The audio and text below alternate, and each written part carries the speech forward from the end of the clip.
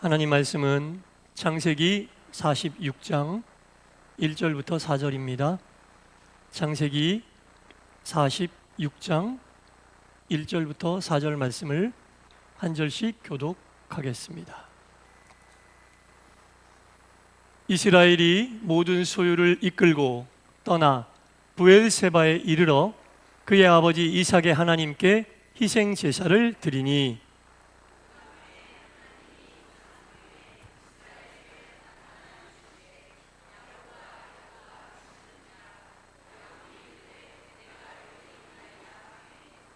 하나님이 이르시되 나는 하나님이라 내 아버지의 하나님이니 애굽으로 내려가기를 두려워하지 말라. 내가 거기서 너로 큰 민족을 이루게 하리라.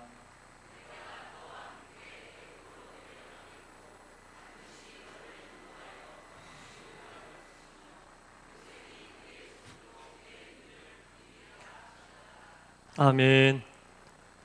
주일 2부 예배에 참여하신 여러분 모두에게 하나님의 크신 은혜와 평강이 충만히 임하시기를 간절히 축원합니다.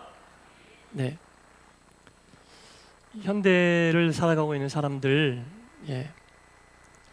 굉장히 마음에 큰 어떤 돌을 하나 올려놓는 것 같은 어떤 마음의 상처 내지는 분노 이런 것들이 한두 가지씩은 다 있는 것 같아요.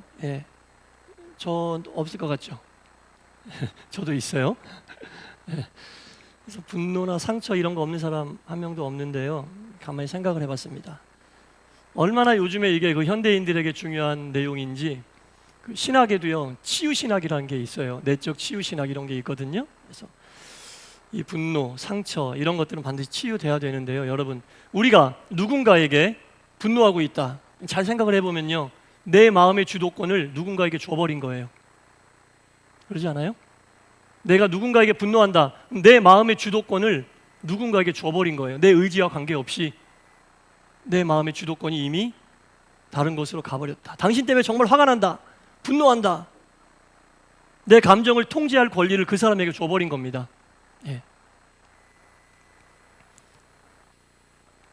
내 뜻대로 되지 않는 내 마음의 이 통제권을 누군가에게 줬다면 가져가야 되지 않겠어요? 치유라고 그래요. 그거를 내가 내 마음과 감정을 움직일 수 있는 그것을 영적 치유라고 그러거든요. 그 치유할 수 있는 방법 하나밖에 없습니다. 하나님의 은혜로 덮는 것밖에 없습니다. 분노는 은혜로 덮을 수밖에 없어요. 내가 분노하고 있는 대상을 용서할 수가 없어. 내 마음에 안 드니까 용서할 수가 없어. 그때는 공정성도 따질 필요 없고 공평함도 따질 필요 없어요. 오직 은혜로 그것을 덮어야 됩니다. 그러자면 용서가 안 되는 거예요. 오직 은혜로, 은혜만이 용서할 수 있는 길입니다.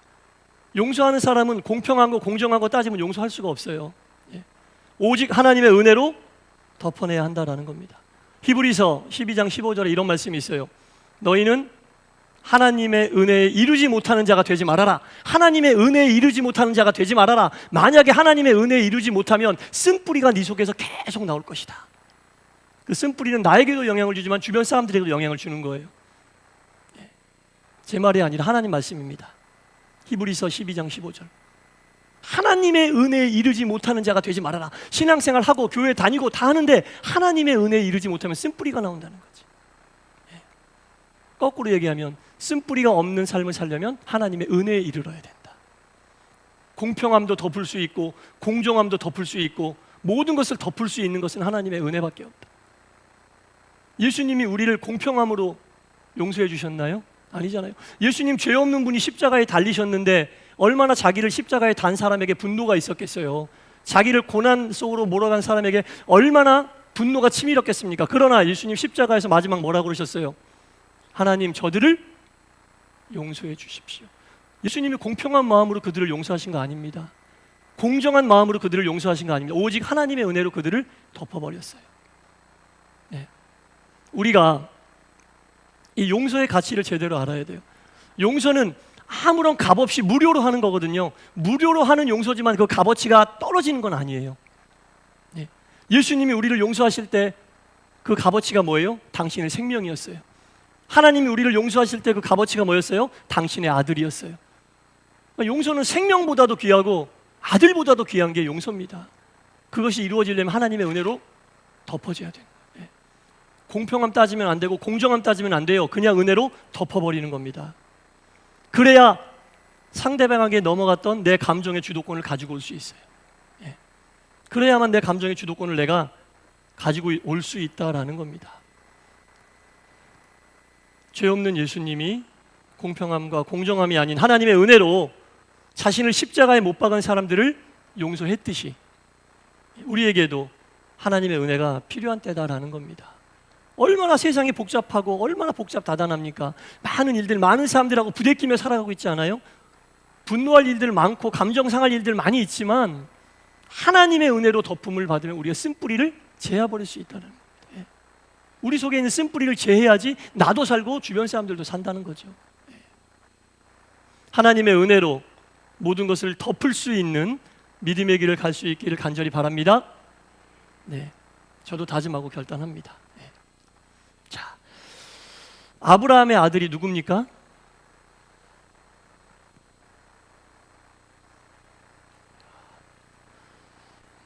이삭이잖아요. 이삭의 아들은 누구예요? 그렇지, 이삭을 모르니 야곱을 알 수가 없죠. 야곱. 아브라함의 아들이 이삭이고 이삭의 아들이 야곱이고, 야곱에게는 몇 명의 아들이 있었죠? 12명의 아들이 있었잖아요. 하나님이 아브라함을 갈대아 우르에서 부르셨어요. 콜링 하셨는데 그때는 몇 명 안 됐어요. 부르셔서 아브라함아 가나안으로 가라 이렇게 말씀하셨는데 그때는 몇 명 안 됐어요. 몇 명 안 되는 아브라함의 식솔들이 가나안으로 갔어요. 가나안에서 이삭도 낳고 야곱도 낳고 야곱이 12아들들도 낳고, 그러면서 아브라함으로 시작된 그 식솔들이 70명 정도 됐어요. 70명 정도 됐을 때 하나님이 다시 한번 이 아브라함의 후손 야곱의 식솔들에게 애굽으로 옮겨라 이렇게 말씀하셨어요. 왜냐하면 그때 가나안에 가뭄이 들었거든. 흉년이 들었는데 먹을 게 없어. 애굽에는 먹을 게 있어. 누구 때문에? 하나님이 세우신 요셉 때문에 먹을 게 있었잖아요. 그래서 야곱의 식솔들 70명이 애굽으로 옮겨가는 거예요. 그게 오늘 본문 내용이에요. 야곱의 식솔 70명이 애굽으로 옮기는데 하나님이 처음에 아브라함을 부르실 때 뭐라고 그러셨냐면 아브라함아 빨리 나와. 내가 너를 큰 민족을 이루게 할 거야. 하늘의 별처럼 땅의 모래알처럼 큰 민족을 이루게 할 거야. 이렇게 약속을 하셨어요. 그리고 아주 작았던 숫자의 식솔이 70명으로 이르렀는데 하나님이 말씀하신 식솔의 숫자는 70명 정도로 되지 않아요. 하나님의 나라를 만들기 위해서는 웬만큼 인구가 필요합니다. 그런데 하나님은 그 인구를 증산하는 일을 어디서 하기를 원하셨느냐? 애굽 땅에서 하기를 원하셨어요. 가나안 땅에서 하기를 원치 않으시고 애굽 땅에서 그 일을 하기를 원하셨다는 겁니다. 여러분, 하나님이 약속하신 곳에서는 약속한 역사만 일어나요. 애굽 땅에서 하나님이 약속하신 하늘의 별과 같이 바다의 모래알과 같이 아브라함의 후손들의 수를 많이 늘리려고 했는데 그 기간이 430년 걸렸고 그 숫자는 70명이 옮겨갔는데 200만 명이 됐어요. 하나님이 말씀하신 숫자가 애굽 땅에서 이루어진 겁니다. 그럼 어떻게 해야 돼? 그 다음 단계로 넘어가야 되잖아요. 그 다음 단계로 넘어가야 됩니다. 그래서 하나님이 이스라엘 백성들을 출애굽시키시는 거예요. 다음 단계로 옮겨서 다음 단계의 역사를 나타나게 하려고. 애굽 땅에서 일은 다 끝났어요. 다 끝났으면 나와야 되잖아요. 여러분 이거 분명히 아셔야 돼요. 그곳에서 역사하시는 일은 그것 하나고 또 다른 곳에서 또 다른 역사가 있어요. 그곳에서 역사하실 일이 끝났는데 계속 거기에 있으면 안 되는 거예요. 이스라엘 백성들이 430년 애굽에서 노예 생활했는데 모세 때부터 아마 박해가 시작됐으니까 한 350년이 지나고 나머지 80년 동안 이스라엘 백성들이 애굽으로 박해를 받았어요. 애굽에게 박해를. 근데 그 박해가 뭐냐? 당하지 않던 고난을 이스라엘 백성들이 당하는 거잖아요. 그 80년 동안 얼마나 힘들었겠어요. 근데 생각을 해봤더니 여러분 400년이 넘는 시간을 살았어요. 완전히 뿌리가 내리고 정착하고도 남을 시간이에요. 집도 거기 있고 돈 버는 곳도 거기 있고 모든 관계가 그곳에 다 있는데 하나님이 갑자기 떠나라고 하니까 떠나겠어요? 못 떠나는 거죠. 생활 기반과 여건이 거기 다 갖춰져 있는데 어떻게 떠나요? 하나님의 명령이어도 쉽게 못 떠납니다. 우리에게도 마찬가지일 것 같아요. 못 떠나는 거죠. 그래서 하나님이 80년 동안 이스라엘 백성들을 정을 떼라고 고난을 주신 거예요. 하나님의 역사가 끝난 땅에서 그 백성들을 끄집어내려면 정이 뚝 떨어져야 되거든. 안 그러면 거길 떠날 수가 없어요. 모든 삶의 기반이 다 갖춰져 있잖아요. 안 그러면 애굽을 떠날 수가 없는 거예요, 여러분. 애굽이어도 노예여도 못 떠나요, 여러분. 하나님의 역사하심이 있는 곳으로 옮겨가야 그 다음 단계의 역사가 나타날 거 아닙니까? 애굽에서는 70명이 430년 동안 200만 명 된 걸로 끝났다니까요. 거기는 이제 기대할 게 없어요. 하나님이 출애굽 문을 열어주신 거예요. 근데 이스라엘 백성들은 못 떠나. 왜? 거기 다 있으니까. 하나님의 역사를 체험하지 못해요, 거기 앉아있으면. 80년이나 하나님이 아니다, 거기서 나와야 된다, 떠나야 된다. 오늘 말씀의 제목이 뭐예요? 정을 떼는 시간을 80년 정도 주신 거예요. 정냄이 뚝 떨어져서 좀 떠날 수 있게끔. 그러니까 이스라엘 백성들이 얼마나 80년 동안 애굽 사람들에게 고난을 당했어요. 말로 할 수 없는 고통을 당했어요, 여러분. 그렇게 해야만 떠날 수 있는 거예요. 그렇게 해도 못 떠나기도 해요.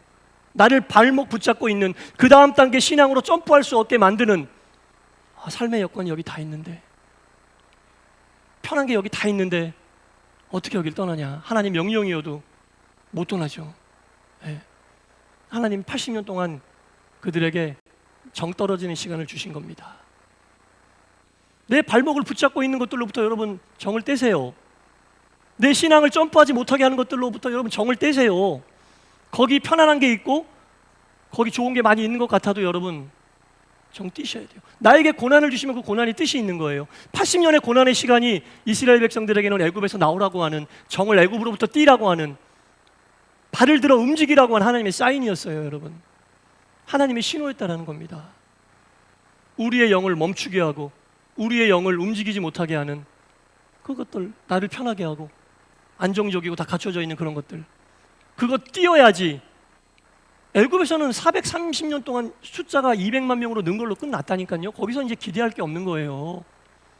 그 다음 역사는 다음 곳으로 가야지 나오는 거예요. 왜 계속 거기서 머물러서 편하니까 앉아있고 환경이 여기 다 좋으니까 앉아있고, 그럼 점프할 수 없어요. 출애굽에 동참할 수 없어요, 여러분.